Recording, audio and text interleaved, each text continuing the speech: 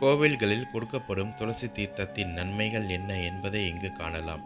பெருமாள் கோவில்களில் விசேஷமே அங்கு கொடுக்கப்படும் தீர்த்த பிரசாதம்தான். இது பெருமாளின் திருமேனியில் பட்ட தண்ணீர் என்பதால் இதற்கு பாவங்களை போக்கும் தன்மை உண்டு. அதாவது எண்ணம், சொல், செயல் ஆகிய மூன்றாலும் செய்த பாவங்கள் நீங்க வேண்டும் என்பதே இதன் பொருள்.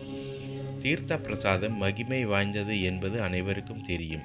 எதற்காக இந்த தீர்த்தம் பிரசாதமாக வழங்கப்படுகிறது என்ற காரணத்தை தெரிந்து கொள்வோம்.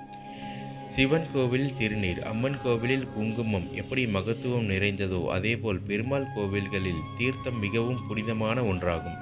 பெருமாள் கோவில்களில் சுவாமி தரிசனம் செய்த பிறகு தீர்த்தம் பிரசாதமாக கொடுக்கப்பட்டு ஜடாரி வைப்பார்கள்.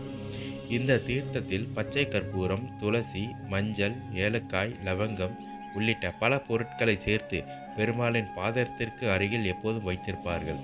பக்தர்களுக்கு பிரசாதமாகவும் கொடுப்பார்கள். முந்தைய காலத்தில் குளித்துவிட்டு கோவிலுக்கு சென்று வழிபட்டு இந்த நீரை அருந்திவிட்டுதான் மற்ற காரியங்களை துவங்குவார்கள் என்று கூறப்படுகிறது.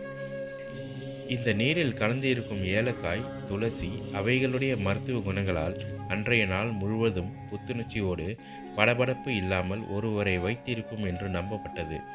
இதை தீர்த்த பிரசாதம் என்றும் சொல்லுவர். சில வீடுகளில் இன்றளவும் துளசி தீர்த்தம் பருகிய பின் தான் உணவருந்துவர். பெருமாள் கோவில்களில் துளசி இலையையும் துளசி தீர்த்தத்தையும் பிரசாதமாக தருவார்கள். பெருமாளுக்கு பிடித்தது துளசி. துளசி கஷாயம் காய்ச்சல், சளி, இரும்பல் போன்றவற்றிற்கு நல்ல நிவாரணி.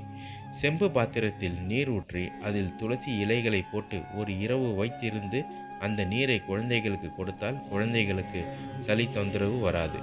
வீட்டில் துளசி செடி இருந்தால் இடி மின்னல் கூட தாக்காது என்பார்கள். ஒவ்வொரு வீட்டிலும் துளசி மரம் வளர்ப்பது நல்லது. இது போன்ற ஆன்மீக விளக்கங்கள் உங்களை வந்தடைய எங்கள் சேனலை சப்ஸ்கிரைப் செய்யுங்கள்.